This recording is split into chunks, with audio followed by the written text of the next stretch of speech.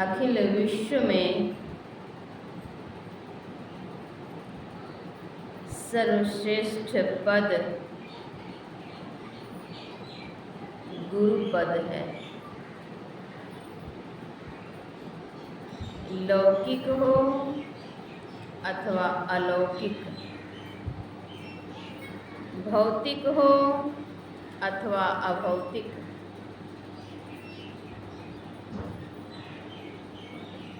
विनाशकारी हो अथवा सुखकारी,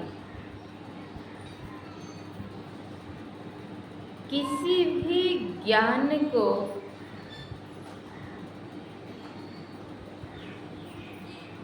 धारण करने के लिए जीवन में सीखने की आवश्यकता होती है। जिनसे हम सीखते हैं वे गुरु होते हैं और जो सीखते हैं वे शिष्य होते हैं। आवाज बढ़ाइए।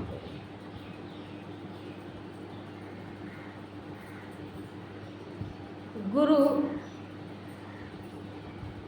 लौकिक और लोकोत्तर अर्थात उभय लोक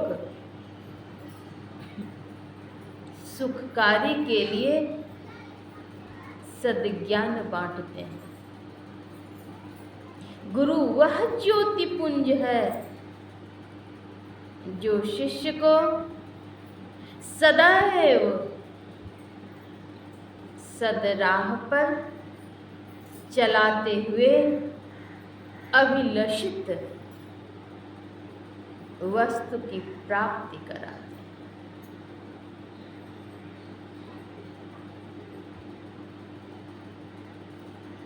लौकिक अलौकिक जीवन में मांगलिक अवसर कैसे आएंगे, मंगलमय जीवन कैसे होगा, इसका ज्ञान गुरु से मिलता है। प्राचीन काल में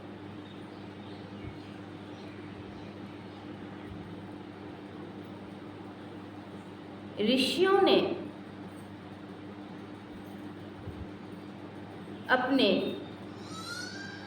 गुरुकुल में शिष्य को स्थान दिए। शिष्य को अंतेवासी कहा जाता है। शिष्य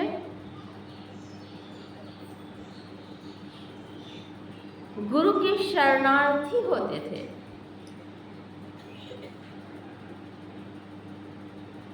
गुरुकुल में रहना, गुरुकुल में प्रवेश के वक्त कान में मेखले पहनने होते थे, सिर के बाल को मुंडित किए जाते थे। पवित्र मंत्रोच्चार के साथ संस्कार संपन्न होता था। गुरुकुल में रहते थे। गुरुकुल में रह करके गुरु की आज्ञा का सदैव पालन करते थे। शिष्य को गुरु की सेवा करनी होती थी। अहंकार नहीं आवे, इसके लिए भिक्षावृत्ति थी।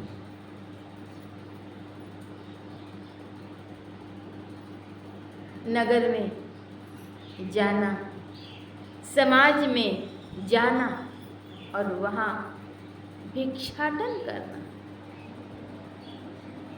भिक्षाटन से जो अन्न आते थे,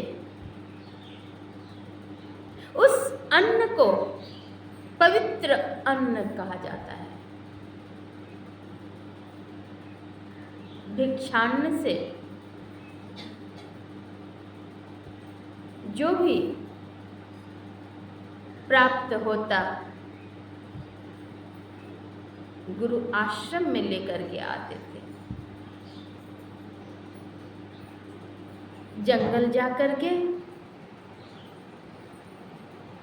लकड़ियां एकत्रित करके लेकर के आते थे, लकड़ी के गट्ठर,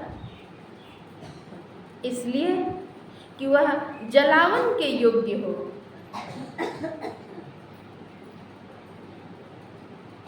और उस जलावन से, भिक्षान्न से प्रसाद तैयार होता और वही प्रसाद इष्ट देव के पावन चरणों में समर्पित होते। सद्गुरु महर्षि में ही परमहंस जी महाराज महर्षि में ही पदावली के अंतर्गत लिखते हैं,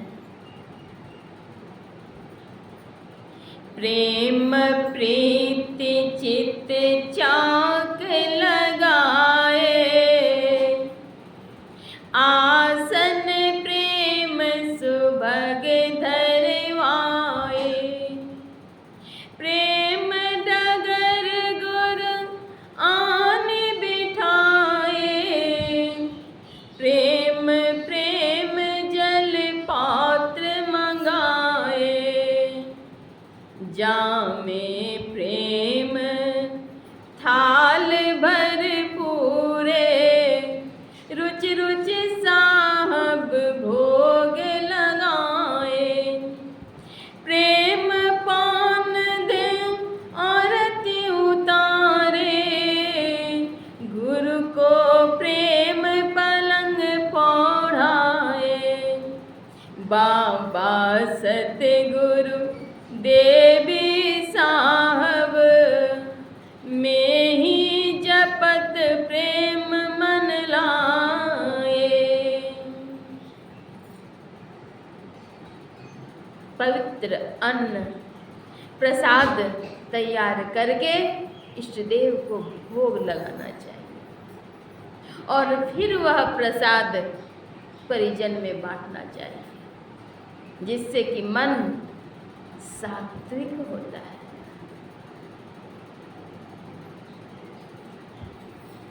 माताएं जब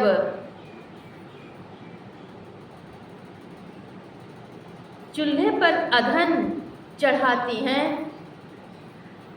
पश्चात जल उबलने पर चावल धो करके डालती हैं तो सबसे पहले कुछ दाने अग्निदेव को समर्पित करती हैं, अग्निदेव को समर्पित होता है। पहले यह नित्य नियम थे,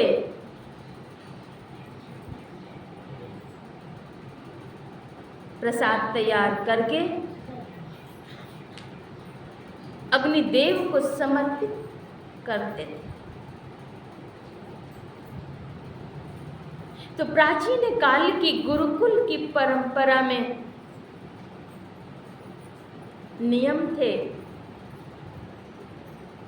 भिक्षाटन करना। भिक्षाटन से विनम्रता आती है।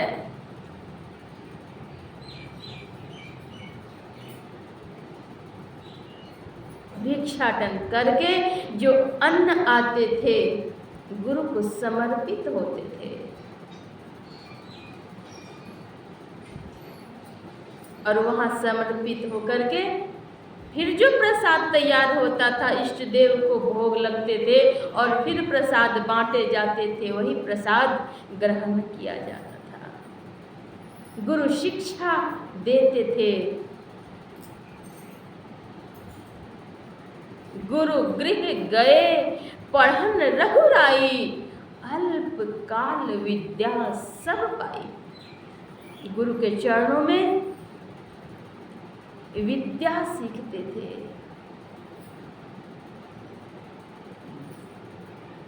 गुरु के चरणों में कैसा भाव होना चाहिए, बंदऊं गुरुपद कंज। मैं गुरु महाराज के चरण कमलों की वंदना करता हूँ। क्यों? वे कृपा के समुद्र हैं। समुद्र का जल अथाह, था पाना मुश्किल है। समुद्र के जल को जल ही कहेंगे, लोटे के जल को जल ही कहेंगे, लेकिन समुद्र के जो जल हैं वे अथाह हैं, उसकी कोई थाह नहीं है। लोटे के जल तो आप कहेंगे 1 लीटर, आधा लीटर, 2 लीटर, 5 लीटर। तो वे कृपा के सागर हैं, अथाह। कितनी कृपा वे कर सकते हैं, इसकी कल्पना कोई नहीं कर सकते। वे कृपा के समुद्र हैं। मैं उन चरणों की वंदना करता हूँ।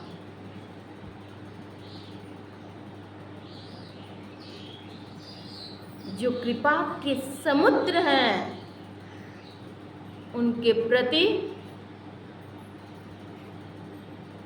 भावना कैसी होनी चाहिए, आदर कैसा होना चाहिए।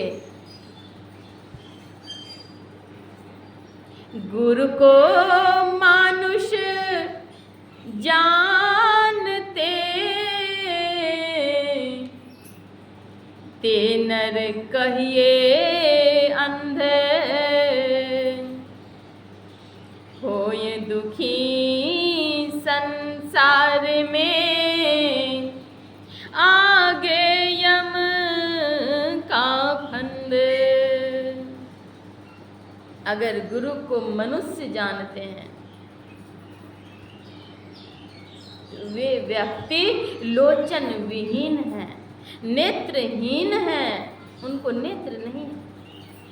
कहेंगे नेत्र तो है नेरे सूझत नहीं, ल्यानत सो जिंद। तुलसिया संसार को भयो मोतिया बिंद। संत तुलसी साहब कहते हैं, है मेरे नयन तो है, लेकिन सूझता नहीं है। क्यों? अगर मोतिया बिंद की बीमारी हो जाती है तो उसका ऑपरेशन कराना पड़ता है। अगर ऑपरेशन नहीं करवाते हैं तो नयन तो है, लोचन तो है, लेकिन दृग रहते हुए भी सूझता नहीं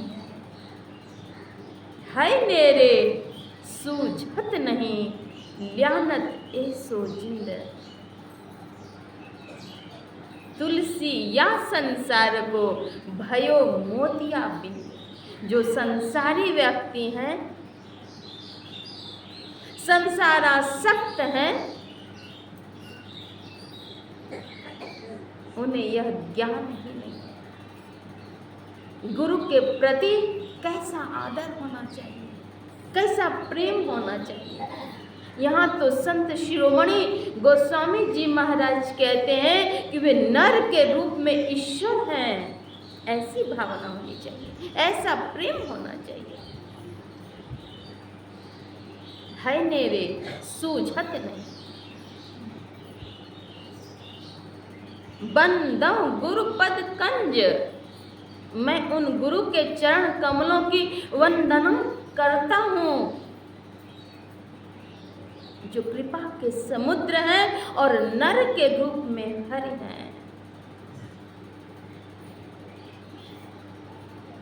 जब ऐसी भावना, ऐसी श्रद्धा, ऐसा प्रेम नहीं होता है, तब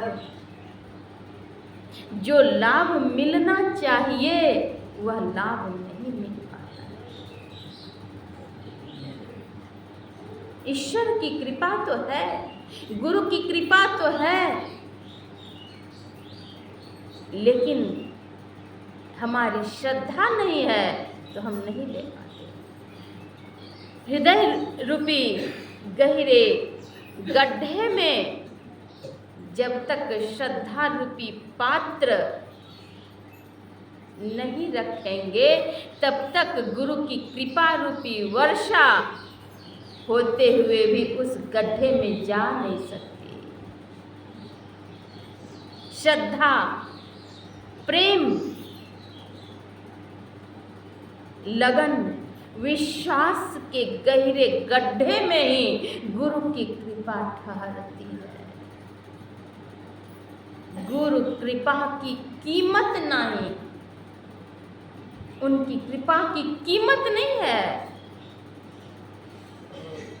आप कुछ भी मोल देकर के चुका नहीं सकते, लेकिन फिर भी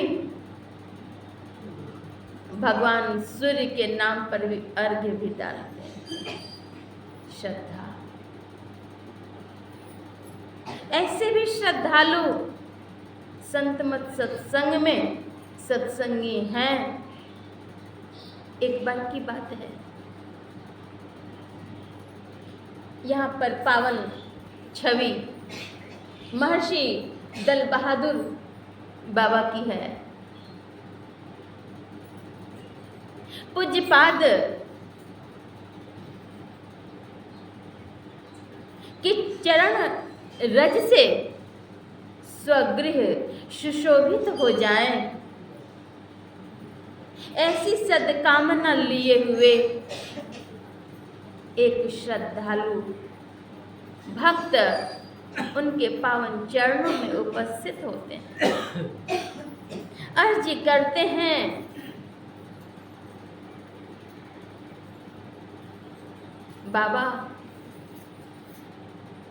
मेरे गृह को सुशोभित कर दीजिए अपने चरण रज से, और अपने आशीर्वचन से निहाल कर दीजिए समाज को। संत तो गांव गांव, नगर नगर, डगर डगर सद्ज्ञान बांटने के लिए चल पड़ते हैं। श्रद्धालु शिष्य के अर्जी को सहज ही स्वीकार कर लेते हैं। पूज्यपाद ने उनकी अर्जी को स्वीकार कर ली। समय निश्चित था, उक्त तिथि पर संत को लेकर के अपने गृह पर आते हैं। जब संत आते हैं, गुरु आते हैं, तो मन मयूर खिल उठता है। आज मोरा बड़ भग जगले, सतगुरु अइले है पहुँनै माँ। आज मोरा बड़ भग जगले, सतगुरु अइले है पहुँनै माँ। कथी केरा आसन दिहबै, मन प्राण व्याकुल हो जाते हैं। क्या खिलाऊं संत पाहुन को? भाव के रे भात बनैबो, दया के रे दलबा। भाव के रे भात बनैलो, दया के रे दलबा। से प्रेम के रहे चटनी बनैलो, प्रेम के रहे चटनी बनैलो। सतगुरु अइले है पहुँनै माँ। आज मोरा भाग। जब संत सदगुरु पाहुन आते हैं तो मन मयूर खिल उठता है। इतने प्रेम भाव में आकुल व्याकुल थे कि कुछ दिन पहले से ही तैयारियां चल रही थी। अपने परिजन के लिए, बाल बच्चे के लिए अलग से 15 दिन के लिए भाड़े पर घर ले लिए और पूरे घर को खाली कर दिए।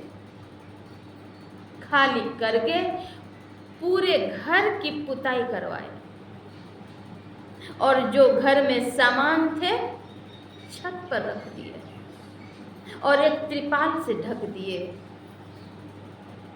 जब पूज्यपाद बाबा के शिष्य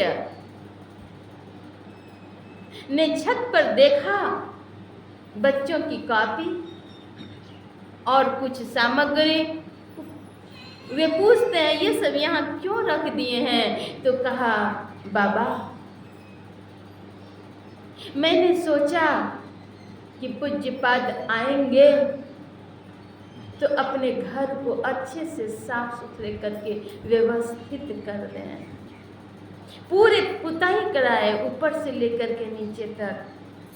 देखिए यह भी श्रद्धा है। श्रद्धावान लभते ज्ञानम।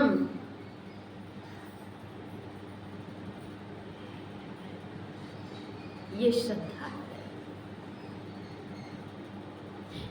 तो प्राचीन काल में यह परंपरा थी, गुरुकुल की परंपरा, और वही धीरे धीरे फिर स्कूल के रूप में, विद्यालय के रूप में, महाविद्यालय के रूप में आज देखते हैं। समाज का सबसे सम्मानित पद है गुरुपद। शिक्षक को भी आदर्शवान होना चाहिए। माता पिता को आदर्शवान पिता, आदर्शवान माता होना चाहिए। पुत्र को आदर्श पुत्र होना चाहिए। तब समाज में शांति विराजेगी। प्रेम में शक्ति है, बल है, ऊर्जा है। गुरु की कृपा मिलेगी, सतत मिल रही है। हम अपने को सुपात्र बना करके तो देखें। कुपात्र में नहीं ठहरेगी कृपा, सुपात्र बना करके तो देखें। गुरु तो सोई हुई चेतना को जगाते हैं, कृपा करते हैं। एक बार की बात है, बाल्यकाल में मेरे अंतःकरण में होता कि मैं भी सत्संग जाऊं। माता पिता गुरु महाराज के दीक्षित शिष्य हैं, सत्संग लेकर के जाते भी थे, लेकिन यह व्यग्रता कुछ अधिक थी। कितना भी जाती थी तो वो अभाव ही महसूस होता था। मैं अंतर मन से याचना करती गुरुदेव महर्षि संत सेवी परमहंस जी महाराज के पावन दर्शन के लिए। बाल अवस्था थी मेरी। मैं मन ही मन उनकी पावन छवि को निहारती और उन्हें पुकारती, दर्शन की याचना करती। मेरी बाल याचना को स्वीकार करके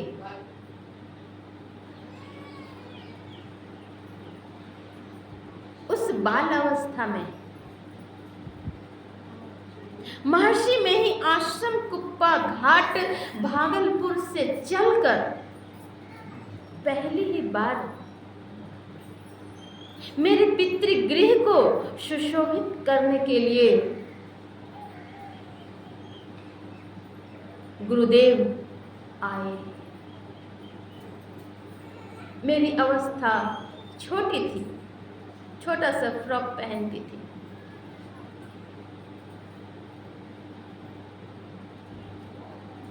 गुरुदेव अपने पावन चरण रज से सुशोभित किए पहली ही बार, बिना प्रोग्राम के क्षेत्र में यह बात फैल गई। तुरंत ही लोगों को आश्चर्य हो गया और कहा लोगों ने कि फलाना बाबू के यहाँ इतने बड़े संत अनायास कैसे चल गए। अवश्य ही कोई बात है,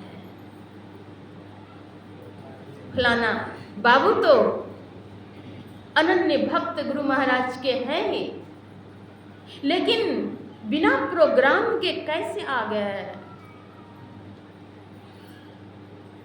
गुरुदेव के पावन दर्शन करके मन प्राण निहाल हो गए।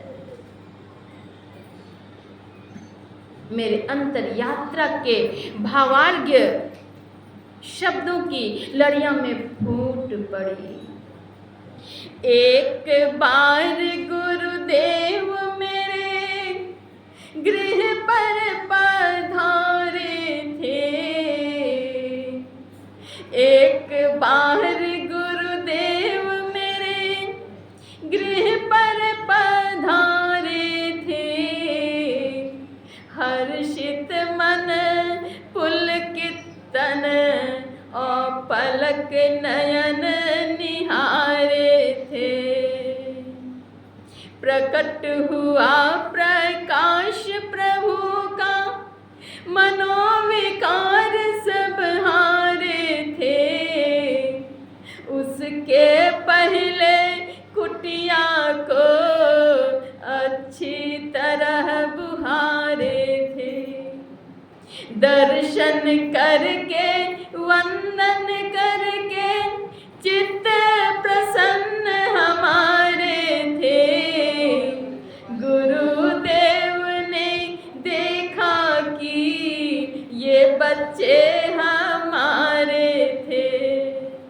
गुरुदेव ने देखा कि ये बच्चे हमारे थे। कृपा दृष्टि पड़ी थी उनकी, हम सब उनके प्यारे थे।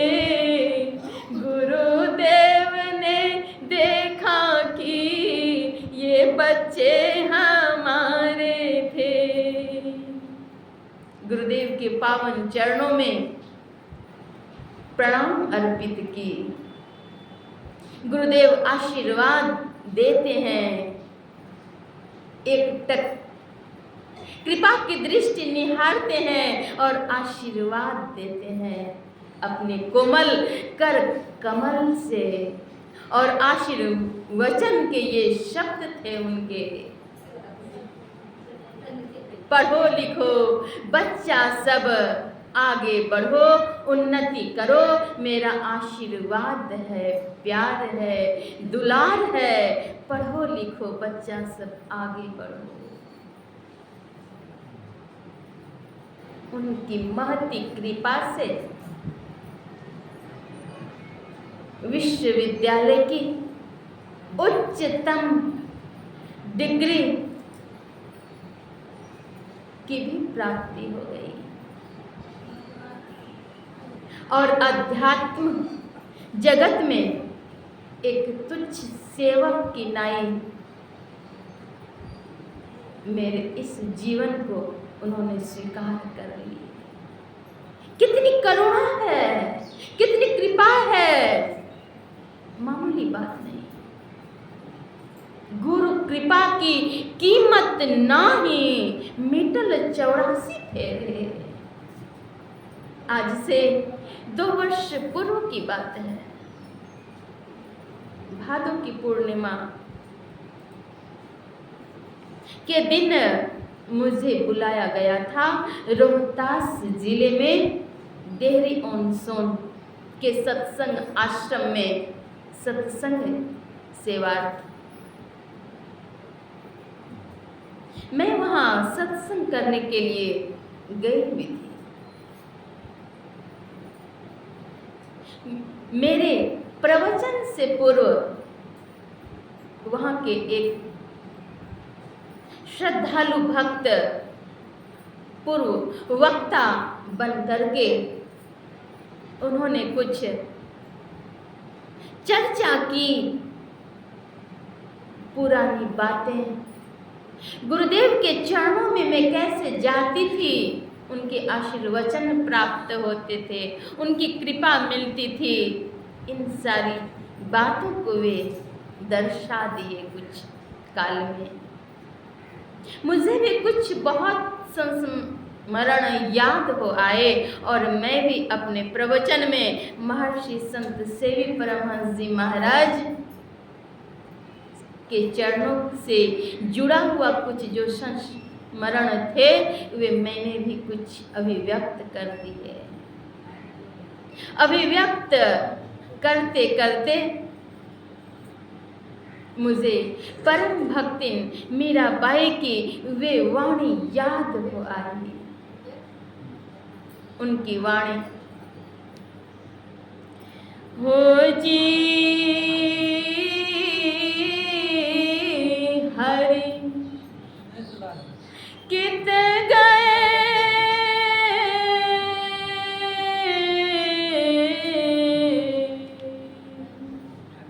हो जी हरि कित गए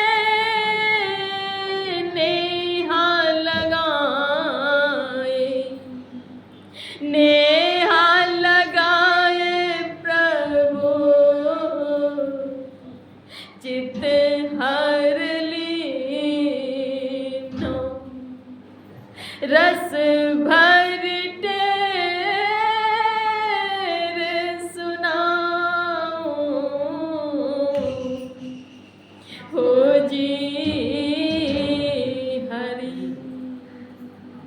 कित गए नेहा लगाए मेरो मन में ऐसी आवे मेरो मन में ऐसी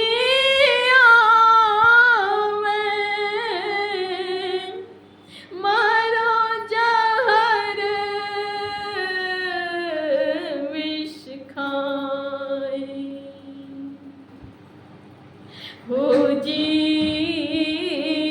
हरि छाड़ गए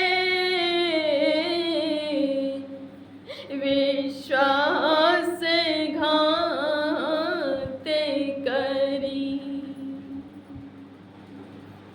छाड़ गए विश्वास घाते करी रस भर तेरे सुनाऊं मीरा के प्रभु कब रे मिलोगे रहे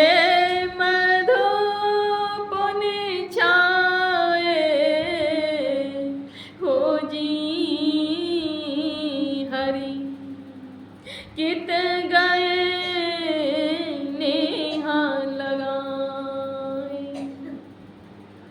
परम भक्तिन मीराबाई ये पद्य अपने इष्ट देव के लिए उपालंब भरे हुए हैं। उपालंब से भरे हुए ये पुकार हैं, चित्कार हैं। ये पद्य परम भक्तिन मीराबाई के क्या उपालंब थे, मेरे भी उपालंब थे मानसिक रूप से। सत्संग संपन्न हुआ। सत्संग के पश्चात अगले दिन मुझे पूर्णिया महर्षि में ही ज्ञान योग ब्रह्मचारिणी आश्रम आना था।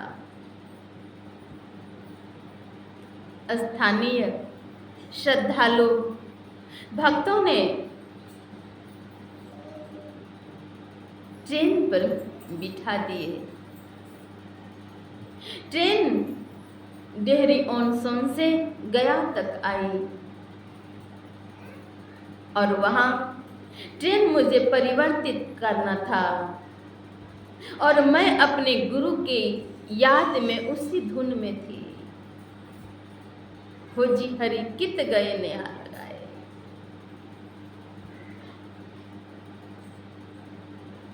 जैसे ही ट्रेन गया में रुकने वाली होती है, 2 मिनट पूर्व खिड़की की तरफ मेरी दृष्टि पहुंची। दिखा कि अब वृष्टि होने वाली है। वृष्टि थोड़ी थोड़ी हो भी रही है। मन में बात आई कि वृष्टि अगर अधिक होगी तो मैं भीग जाऊंगी। यात्रा लंबी है, भीगने से कहीं बुखार भी हो जाए तो। फिर तत्क्षण मेरे मन में बात आई कि मेरा मन उधर क्यों भटक गया। मैं तो अपने इष्ट देव की याद में, गुरु की याद में हूं। मेरा मन उधर क्यों भटका। तुरंत ही मैंने मन को वापस किया और उसी सुध में रह गई, याद में। ट्रेन से उतरी, मेरे संग एक गुरु बहन भी थी। उतरने पर वृष्टि इतनी अधिक होने लग गई कि लोग मिनट पूरे नहीं हुए कि भीग गए, नहा लिए। वहीं उतर करके मैंने कुली से पूछा, 7 नंबर प्लेटफॉर्म पर जाएंगे? 2 नंबर से 7 नंबर जाना था। कहा हाँ, कितने पैसे लेंगे? कहा 180 रुपये। मैंने कहा छोड़ दीजिए, आगे जाती हूँ कुछ दूर। फिर मैंने एक कुली से पूछा, 7 नंबर पे जाएंगे? जी हाँ जाऊँगा। कितने लेंगे? 80 रुपये। मैंने कहा ठीक है चलिए। मेरे बैग को उन्होंने अपने माथे पर लिए, थैले को कंधे पर। एक गुरु बहन और भी संग संग थी, चली जाती। 7 नंबर प्लेटफॉर्म पर जाकर के जो ट्रेन थी, ट्रेन पर बैठती हूँ। ट्रेन पर चढ़ने के साथ ही कुली ने कहा कि जल्दी से रुपये दीजिए, आपकी ट्रेन अगर खुल जाए तो। मैंने कहा ठीक है। तुरंत मैंने उन्हें पैसे दिए। कुछ अजीब सा लग रहा था।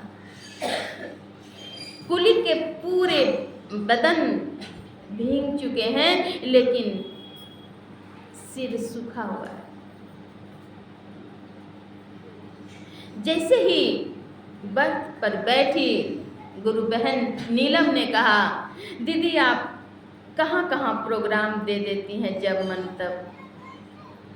मैंने बड़े प्रेम से पूछा, क्या हुआ? कहती हैं, पूछती हैं कि क्या हुआ? मैंने कहा हाँ क्या हुआ? क्या हुआ? भीग गई और क्या होगा?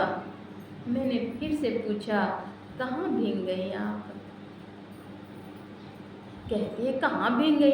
देखिए तो, साड़ी पीछे पूरा दिखाते हुए, पैर सब, हाथ पोंछ रही थी, माथे। कहाँ भीग गई और क्या, कहाँ भीग गई?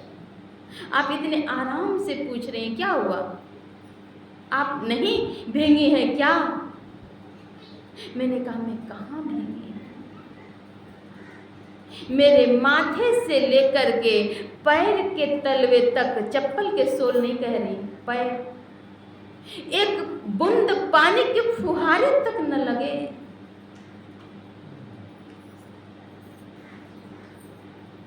सदगुरु की महिमा अनंत, अनंत किया उपकार, लोचन अनंत उघारिया, अनंत दिखावनिहार।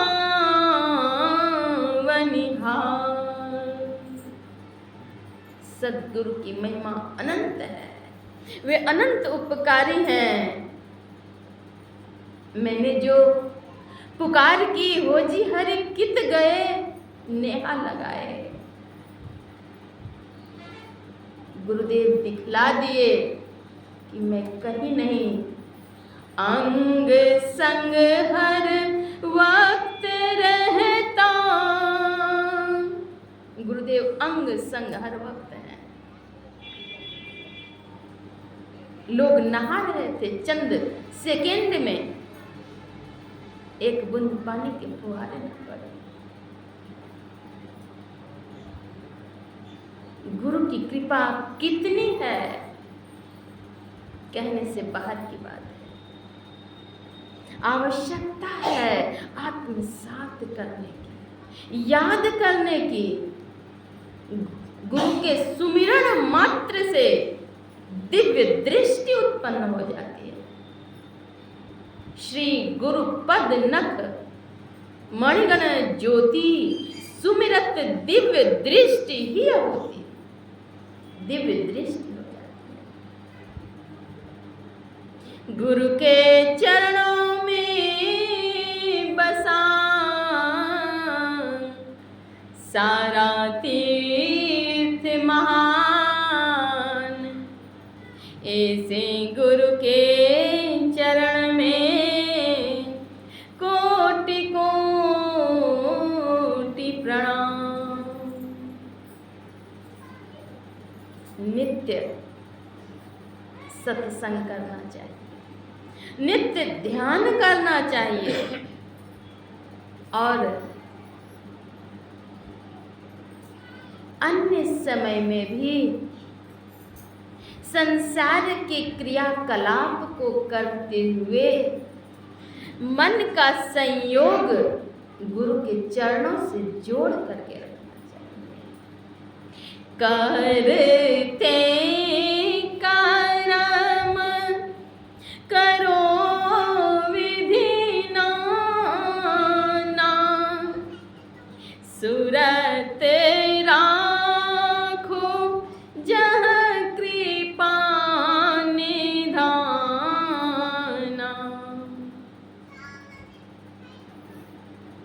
गुरु धोबी की भांति हैं, जो मन के मैल को सदैव छुड़ा देते हैं। धोबिया धोबिया मन का मैल छुड़ा जा, जन्म जन्म की मैली अंगिया, अब की मैल छोड़ा जा। धोबिया मन का मैल छोड़ा जा। गुरु धोबी की भांति है, मन के मैल को छुड़ा देते हैं। एक संत ने कितना अच्छा कहा कि गुरु के चरणों में कैसे जाएं। गुरु के नगरिया कैसे जइबै हो राम, चुंदरिया मोरी मैली हो गइलै हो राम। गुरु के नगरिया कैसे जइबै हो राम, चुंदरिया मोरी मैली हो गइलै हो, चुंदरिया मोरी मैली हो गइलै हो राम। नहीं घर सोडा नहीं घर साबुन, नहीं घर सोडा नहीं घर साबुन, कैसे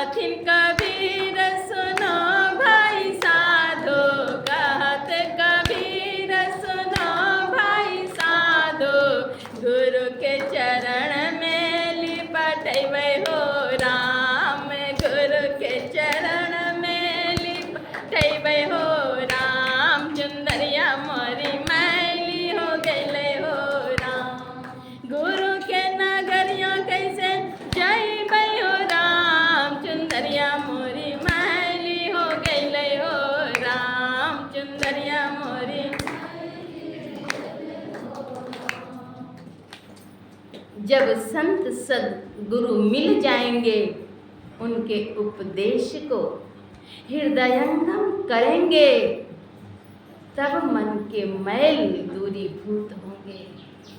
जन्म जन्म के मैल बैठ गए हैं। कौन से मैल? कुसंस्कार, द्वेष, ईर्ष्या, छल, प्रपंच, मद, मात्सर्य, लड़ाई झगड़े, फसाद। जब ऐसी वृत्ति है, इसका प्रत्यक्ष प्रमाण है कि आपका मन सात्विक नहीं है, तामसी है। तामसी, मूढ़ता, अज्ञानता। इन मनोविकार से बचने के लिए संत गुरु के शरणार्थी हों, उनके उपदेश को हृदय में धारण करें, अमल करें, गुरु मंत्र का जप करें, ध्यान करें, तब ज्ञान होगा। प्रभु के सब संतान हैं, द्वेष किस बात का? सब तो प्रभु की संतान है। भेद हम माने नहीं, छोटे बड़े ऊंचे गिरे का, साथ दे बढ़कर सदा, संकट मुसीबत में घिरे का। एक माता पिता की संतान क्या कहलाते हैं आपस में? भाई बहन, भाई भाई, बहन बहन, भाई बहन। जो गुरु पुत्र हैं, गुरु के शिष्य हैं, गुरु की संतान हैं, तो सब तो गुरु भाई गुरु बहन है। द्वेष कैसा, ईर्ष्या कैसी? आज अभी अगर द्वेष ईर्ष्या का विसर्जन कर दें, परित्याग कर दें, तो जीवन शुद्ध होगा, मन भजन में लगेगा, मन सात्विकता की ओर बढ़ेगा, और तब मन मयूर खिलेंगे, अंतर मन प्रसन्न होगा। वैमनस्य की भावना ये गिराती है, भजन में मन लगने नहीं देगा। क्या मानव जीवन पाकर के भी यही कुत्सित कर्म करेंगे? अगर इसी कुत्सित कर्म को करते हुए प्राण छोड़ देंगे, प्राण तो छूटना ही है, शरीर तो छूटना ही है, क्या लेकर के जाएंगे? क्या लेकर तू आया बंदे, क्या लेकर तू जाएगा, मुट्ठी बांधे आया जग में, हाथ पसारे जाएगा। नाम हरि का जप ले रे बंदे, नाम गुरु का जप ले रे बंदे, फिर पीछे पछताएगा। करता है यह काया मेरी, काया का अभिमान क्या, चांद सा तेरा बदन यह मिट्टी में मिल जाएगा। नाम हरि का जप ले रे बंदे, फिर पीछे पछताएगा, फिर ऐसा अवसर नहीं मिलेगा। गुरु गुरु मैं करा पुकारा, संत सद्गुरु के पावन चरणों में आज और अभी ही अर्जी करें। क्या अर्जी करें? हे गुरुदेव, मेरे अंतःकरण में जितने विकार हैं सबको दूर कर दीजिए नाथ। मैं आपके चरणों का असली पुजारी बन पाऊं। प्रभु आपकी कृपा का मैं पात्र बन पाऊं, मैं अर्जी करता हूं। गुरु गुरु मैं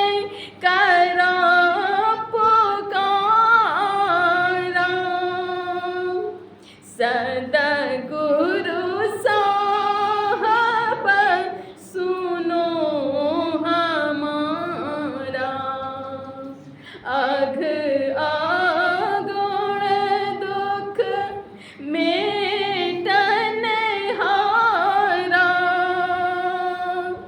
सद्गुरु साहब परम उदारा।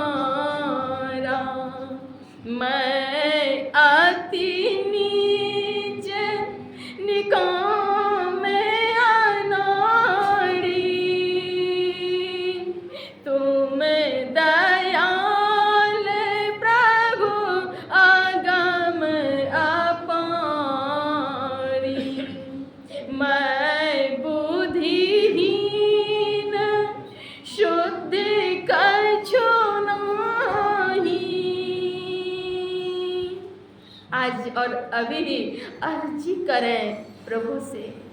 जीवन शेष होते जा रहे हैं, प्रत्येक पल कम होते जा रहे हैं, शेष होते जा रहे हैं, घट रहे हैं। अगर 25 वर्ष की आयु है, अगर 100 वर्ष की आयु है, 25 वर्ष उसमें बीत चुके हैं, तो मात्र 75 वर्ष ही है, शेष हो रहे हैं। इसीलिए शीघ्रता के साथ शुभ कर्म करें, मन से, कर्म से, वचन से किसी का अहित ना हो, किसी प्राणी का अहित नहीं हो, इसकी पुकार करें प्रभु से। और केवल पुकार ही नहीं, अंतर हृदय से इसका प्रयास करें। संकल्प लें कि मुझसे कुत्सित कर्म नहीं हो। आदर्शवान सत्संगी बनना चाहिए। सत्संगी कैसा हो? तो आदर्शवान हो। नेपाल के एक सत्संगी थे जिनका नाम रेशम लाल दास जी था। रेशम लाल दास जी घी के व्यापार करते थे।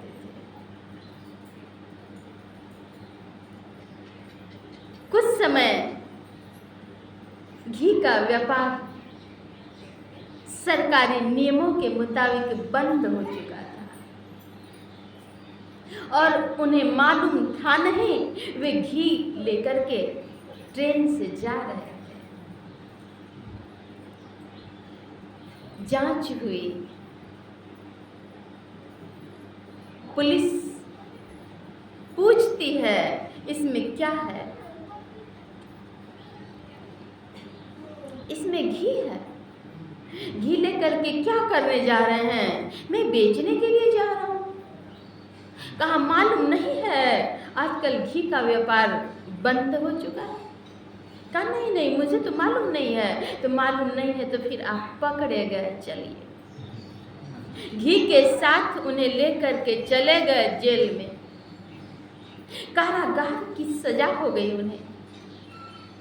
कहा गया है पतिव्रता जहाँ जाएगी, पति के गुण को गाएगी।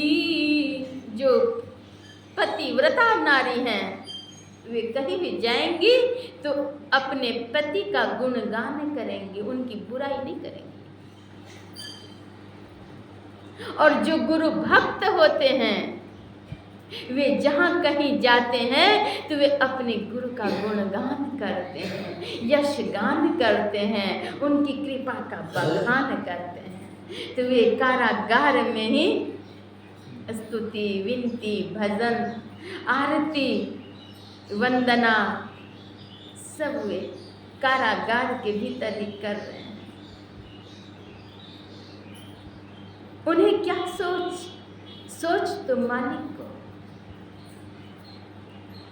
वे गुरु की याद में हैं, कारागार में ही स्तुति, विनती, भजन, आरती, वंदन, पूजन सब कर रहे हैं।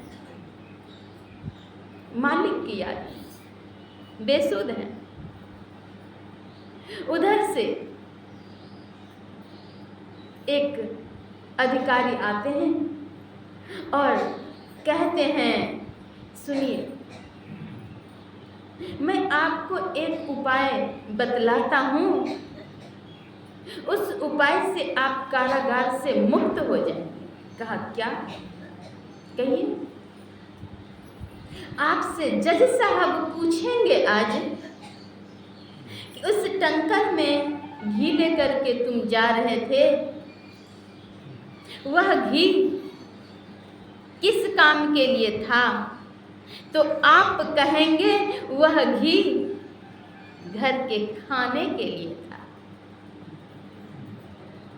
रेशमलाल दास जी ने कहा, इस कारागार में मैं नहीं रहूं, इसकी सजा मुझे नहीं हो, इसके लिए मैं झूठ बोलूंगा, इसके लिए मैं झूठ बोलूंगा। कहा, तो क्या हुआ? मात्र एक शब्द तो आपको बोलने हैं, घी तो घी है ही, कहना है केवल कि ये खाने के लिए था, बेचने के लिए नहीं था। कहा, नहीं नहीं, मैं ऐसा कदापि नहीं करूंगा, चाहे मुझे आजीवन इसी में सड़ के मर जाना पड़े।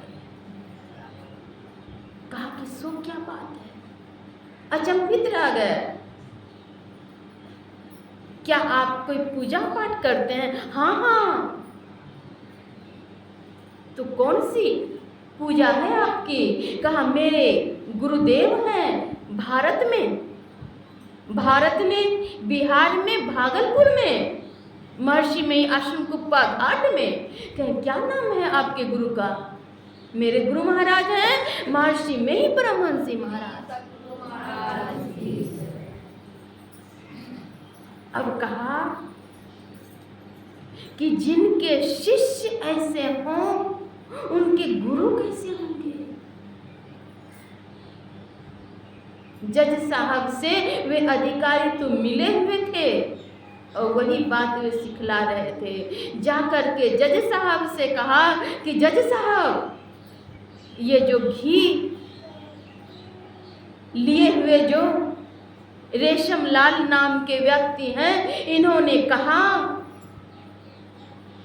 कि मैं इसके लिए झूठ बोलूंगा कि मैं कारागार में नहीं रहूं, मैं गुरु भक्त हूं, मैं झूठ कदापि नहीं बोल सकता। जब संत मत सत्संग में हम लोग दीक्षा लेते हैं, शिष्यत्व ग्रहण करते हैं, उसी वक्त संकल्प लेते हैं, झूठ, चोरी, नशा, हिंसा और व्यभिचार, इन पंच महापापों का मैं आज से परित्याग करूंगा और तन मन धन से संत मत सत्संग की उन्नति के लिए, सद्गुरु की सेवा के लिए आजीवन मददगार रहूंगा। क्या मैंने इन संकल्प को याद किया? क्या हमने आसपास के लोगों में ऐसी आदर्श स्थापना की? क्या मैंने सत्संगियों को इसके लिए उत्साहित किया? क्या मैंने ग्रामीण लोगों के लिए, क्षेत्र के लोगों के लिए ऐसी कोई चेतना जागृत की? अगर नहीं तो हमारा संकल्प फिर व्यर्थ, नहीं तो क्या? हमने प्रतिज्ञा ली कि पंच महापापों का परित्याग करूंगा, करूंगी, और उसके बाद भी अगर झूठ बोल रहे हैं अथवा कोई भी पंच महापाप कर रहे हैं, तो क्या हमने शिष्यत्व ग्रहण किया? विवेकी जन विचारें। गुरु कृपा की तो कीमत नहीं है, लेकिन पहले दाता शिष्य भया, तन मन दिया और शीश। क्या हमने अहंकार का विसर्जन किया? अगर नहीं तो हमारी गुरु भक्ति कैसे होगी? विचारें, विवेकी जन विचारें। महर्षि संतसेवी परमहंस जी महाराज की वाणी में है, अरे मानव होश में आ, मद में कब तक डूबा रहेगा, होश में आ, होश संभाल। छाग